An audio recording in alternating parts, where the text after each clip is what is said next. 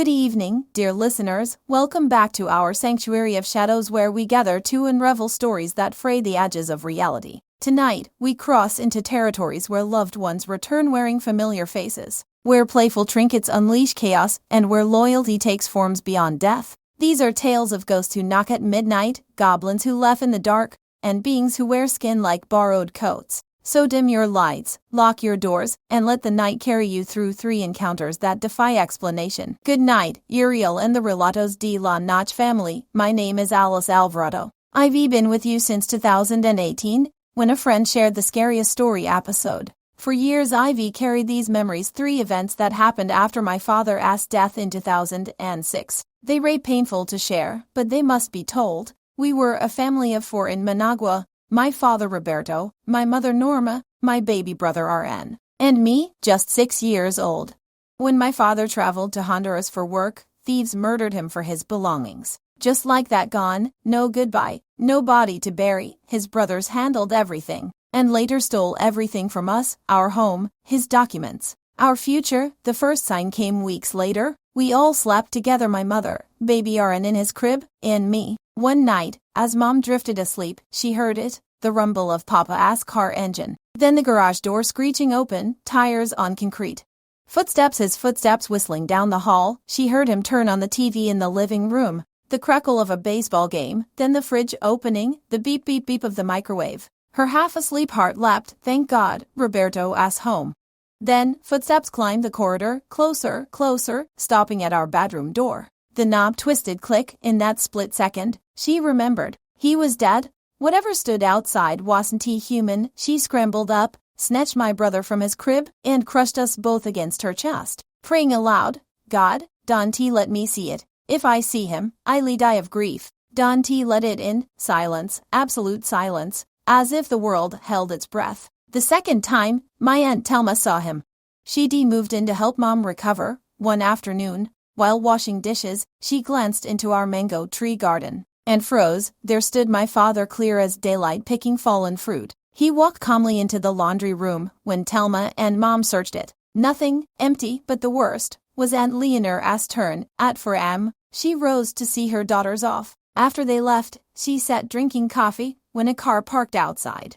Thinking the girls forgot something, she hurried to the door. Knock, knock, knock. My father's voice, desperate, echoed through the wood. Leonor, open up, it's urgent. Please, let me in. She fainted on the spot. Why did he return? To warn us, to protect us from the betrayal coming. Or just to say goodbye? We'll never know, but I believe in my bones he fought to reach us from beyond. 2 years ago, I made a mistake. During Easter break, my family visited Huasca de Ocampo. At the Museo del Duende, they told us stories, real encounters with goblins living among villagers. In the gift shop, I saw them, shelves of clay figurines, each labeled love, abundance, luck. I chose luck. The cashier warned me, name him, never son expose him, give sunflower seeds and candy, scold him like a naughty child if he misbehaves, treat him like family, or he'll torment anyone who dislikes him. I left. Tourist gimmick, right. I named him Pablito. Back home in Coscamatepec, I set Pablito on my shelf, left him candy, said good night. Next day, washing clothes, headphones on, I felt watched. I spun around, a shadow darted across the yard. Then, my curtain twitched, someone hiding. At noon, in daylight, I remember the warning, scold him. Trembling, I marched to my room. Pablito, stop the scary shit. I give you candy. I treat you well. This isn't funny. It got worse. Nights, my dogs, a pit bull and a shepherd, would howl like demons. Something would shush them dead silent. Then, giggles outside my door. The knob jiggling. Once, a child asked left right in my ear as I hid under blankets. My skeptic parents cracked. Mom confessed, we hear footsteps all night. Your father wakes with bruised shoulders, like he carried a child for hours. Even my brother saw Pablito's light snap off from outside. While my room was empty, a mystic finally gave me an out, but it required ritual. Take him to a forest. Declare him its guardian. But first, every family member must bid him farewell with offerings, or his spirit will stay angry. That night, I faked sleep. I heard Mom whisper to the figurine, Then my hardcore skeptic dead murmured apologies to Pablito. Leaving seeds at La Prisa Nature Reserve, I released him. Your new duty, guard these trees and rivers. Be happy here. The haunting stopped, but listen, if you ever see these figurines, run, and if you find one in the woods, leave it be, it asked there for a reason. My jungle village empties slowly, friends leave.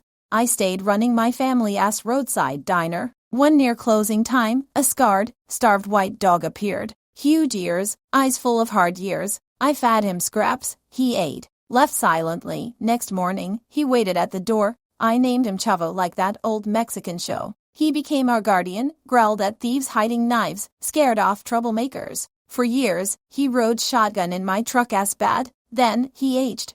Couldn't he jump in anymore? I built him a ramp. One day, he vanished down the highway. Days passed. No sign. A week later, closing up, I saw him, sitting across the road. Chavo, I called. He wouldn't he come, didn't he weg? I drove home. He jumped in the truck bad. At the house, he sniffed everything like a stranger. Then, he stared at me from his doghouse. Just, to shining eyes in the dark. That night, 3 a.m. frantic barking. Then, silence. Something tried forcing the front door.